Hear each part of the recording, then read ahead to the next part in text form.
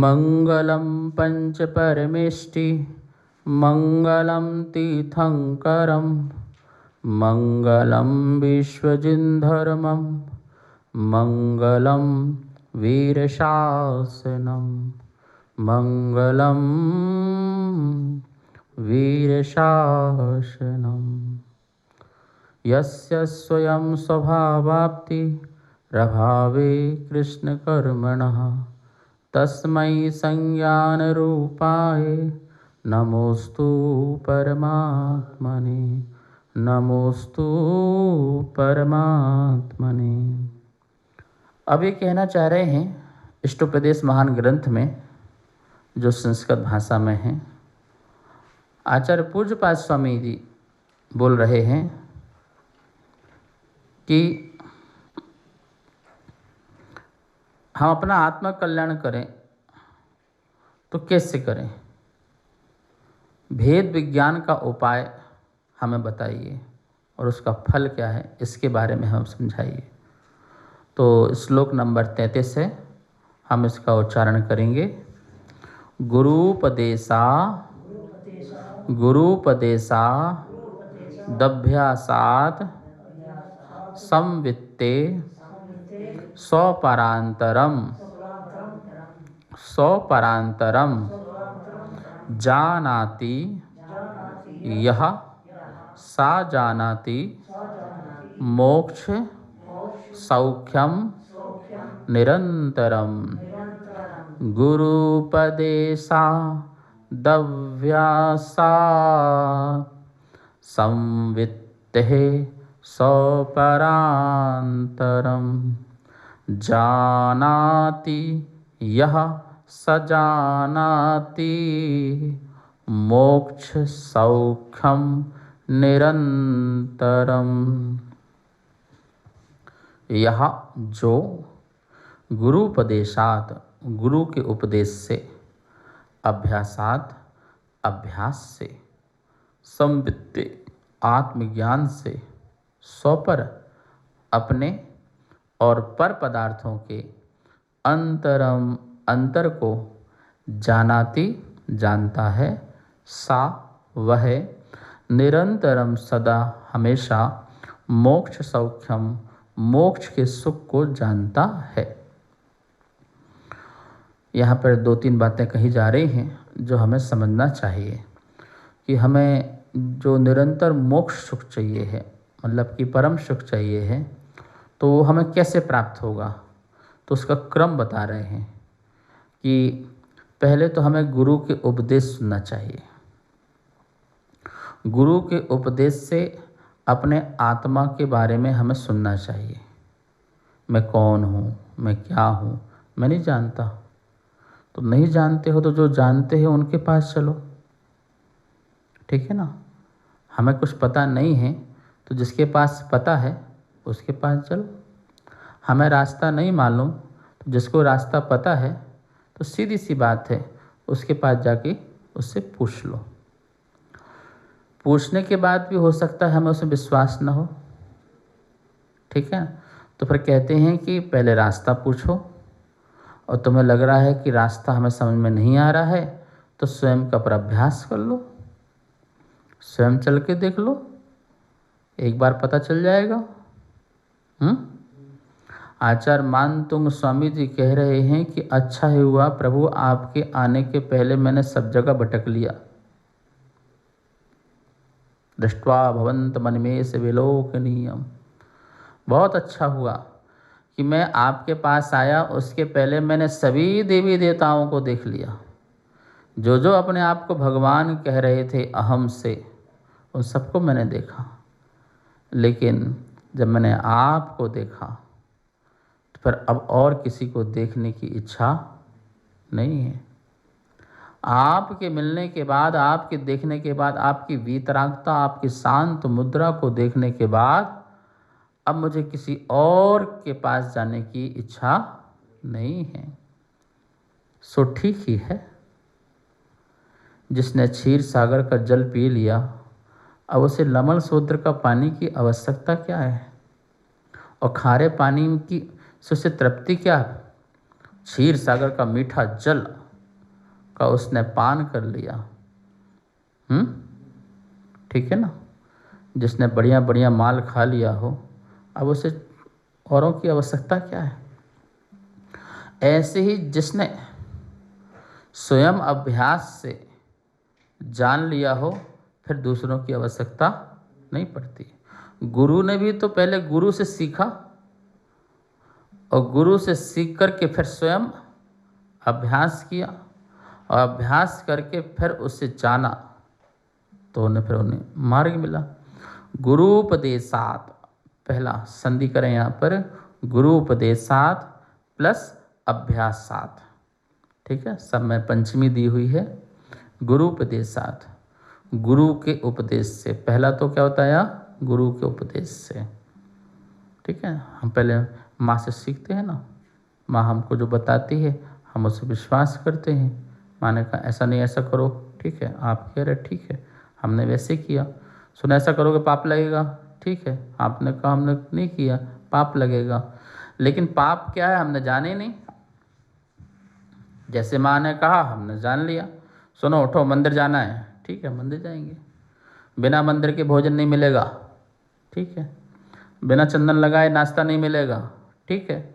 जो आप कह रहे, क्योंकि मुझे विश्वास है मेरी माँ मेरे लिए हित ही सोचेगी, तो मैंने माँ पर विश्वास किया, तो माँ जैसे जैसे ऑर्डर करती गई हम वैसे वैसे ऑर्डर को फॉलो करते गए। और जब जिस शनि शनि हमने वो उस ऑर्डर को फॉलो किया, और फिर हमें अभ्यास हुआ, और फिर हमने भी जाना, हमने भी समझा कि मंदिर क्यों जाना है, पूजा क्यों करना है, चंदन क्यों लगाना है, अभिषेक क्यों करना है, ध्यान क्यों करना है। फिर हम अपने अभ्यास से, फिर हम अपने स्वयं के ज्ञान से, हमने स्वयं के ज्ञान से फिर इस बात को हमने जाना। इसलिए कह रहे गुरुपदेशात, पहले गुरु के उपदेश से, अभ्यासात फिर अभ्यास से, अभ्यास से फिर संवित्ते, संवित्ते फिर अपने आत्मज्ञान से। किससे, आत्मज्ञान से। सौ पर अंतरम, सौ और पर, सौ मतलब अपने और पर मतलब दूसरे, अपने और दूसरे पदार्थों के अंतरम, अंतर को जानाती जानता है, जानाती जानता है। अपने को और पराये को, अपने और पराये का अंतर जानता है। माँ समझाती है ना, देखो ये अपने, वो अपने नहीं है, ध्यान रखना, ठीक है। अपने, ये चाचा अपने हैं, मामा अपने हैं, वो अपने नहीं हैं। तो वो चाचा बोलते हैं बेटा वो अपने हैं नहीं, वो मामा अरे बोलते हैं, मैंने मना रखा है अपना भाई, पर वो अपने मामा है नहीं है, अपने नहीं है। फिर अपने क्यों बोलते हैं, है नहीं है। ऐसे ही अपने और पराये के, शरीर अपना है ऐसा बोलते हैं, अपना नहीं है। ये घर परिवार दौलत बोलते हैं अपना, पर है नहीं है। जब नहीं है तो क्यों बोलते, बोला जाता है क्योंकि पूछा जाता है, पूछा जाता है तो बोला, उसका उत्तर दिया जाता है। नहीं पूछा जाए तो उत्तर भी नहीं दिया जाए। उनने पूछा, अपन ने बता दिया, बस काम खत्म, इससे ज़्यादा और क्या। तो बोले कि जो दूसरे हैं वो अपने नहीं हैं, इस बात को जान। जो अपने हैं वो अपने हैं, और अपने तो अपने ही होते हैं, और पराये तो पराये होते हैं। ये तो संसार की बात है, पराये पराये होते हैं, भले पराये कितना भी अपना बन जाए, पर होता तो पराया है। अपनी कोख से उत्पन्न हुआ बेटा कैसा भी हो, है तो अपना। दूसरे के कोख से उत्पन्न हुआ बेटा, आप उसे अपना तो कह सकते, अपने जैसा तो पाल सकते हैं, लेकिन कभी वो अपना होता नहीं है। ऐसे ही चेतना तेरी है, शरीर तेरा नहीं है, पराया है। शरीर पराया है, आत्मा तेरी है, ज्ञान दर्शन सुख शांति तेरी है। शरीर पराया है तो बोला तो जाता है अपना, बोला जाता है अपना, हाँ बेटा बोला जाता है। ये गोद में लिया गया है। कैसे लिया है? गोद लिया गया है। कब गोद लिया? अरे जब से संसार में आए तभी से गोद लिया है। अनादि काल से इस शरीर को गोद में लिया है। अब संस्कार इतने पड़ गए हैं कि गोद के बेटे को भी अपना बेटा, पराये बेटे को अपना बेटा कहते हैं सबके सामने। अब संस्कार भी ऐसे बन गए हैं। ऐसे ही ये शरीर भी क्या है?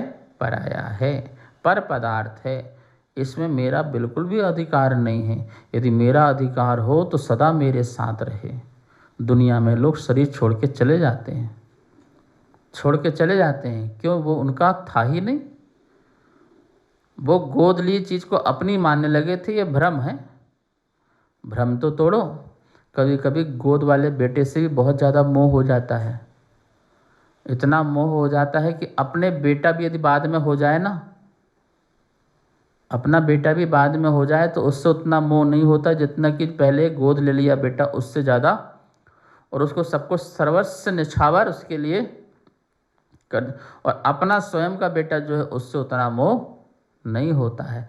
ऐसे ही अनादि से हमने ये गोद लिया बेटा है शरीर, और इससे इतना ज़्यादा मोह हो गया है कि अपना जो आत्मा है उससे मोह कम हो गया और पर से मोह ज़्यादा।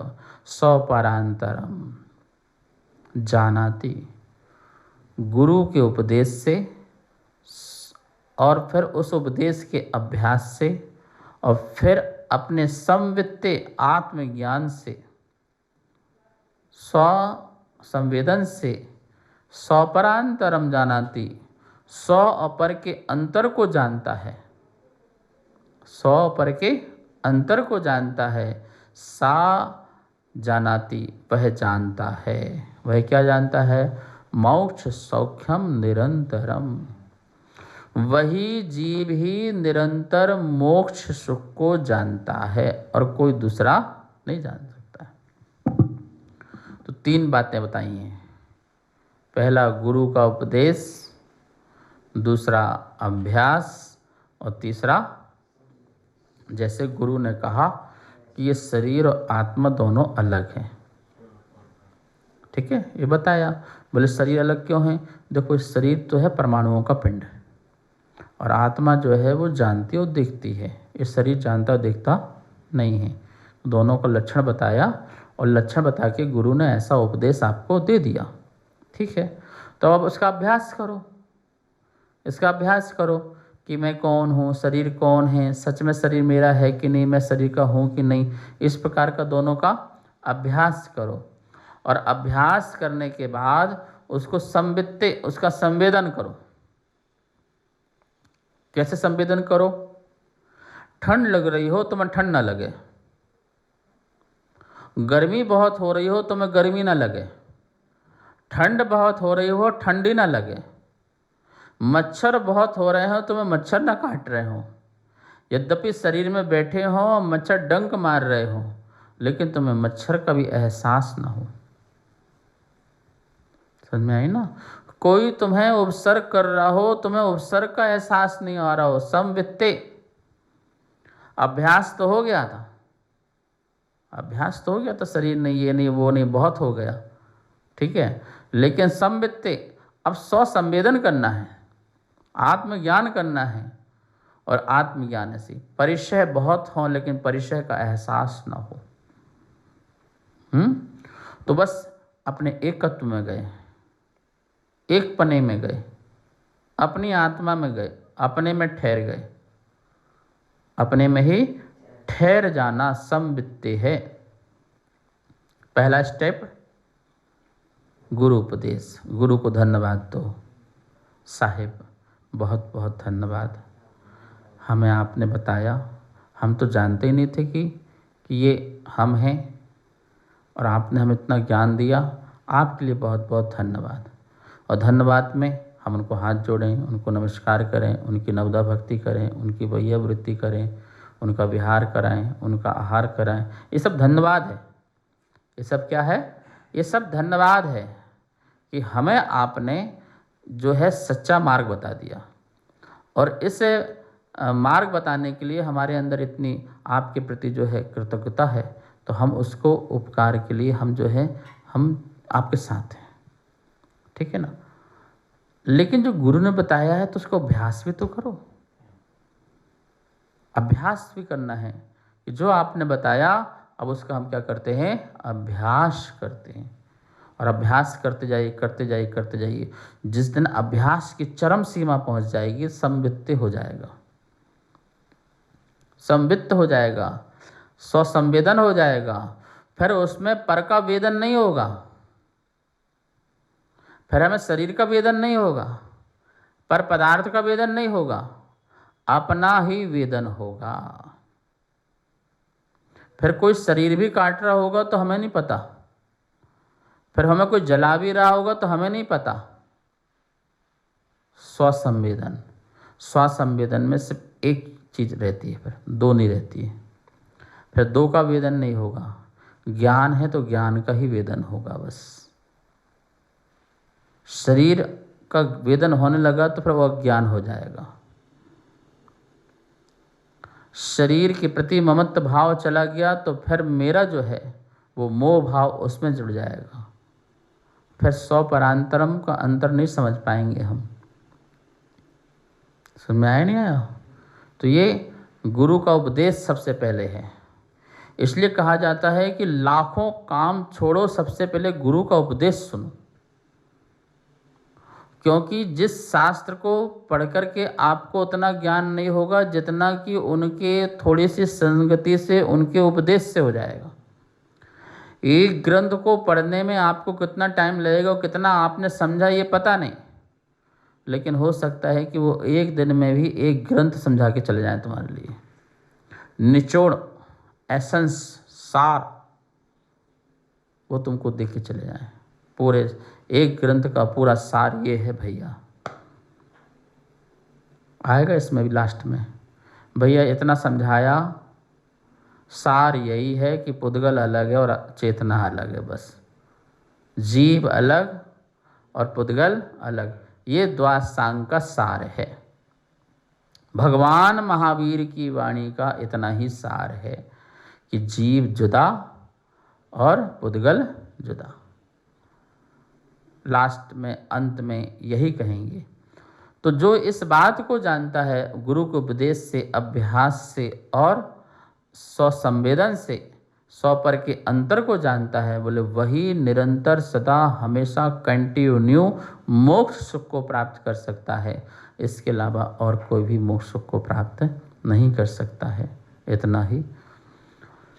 जा वाणी के ज्ञान से सूझे लोकालो, शो वाणी मस्तक धरो सदा देत हो धोख। हे जिन वाणी भारती तो हे जपो दिन दिन, जो तेरी सरना धरे शो पावे सुख चैन। बहुत बहुत मंगल आशीर्वाद। कार्यक्रम पाठशाला के पुण्यार्जक थे श्री दिगंबर जैन मंदिर, लोधी कॉलोनी, दिल्ली।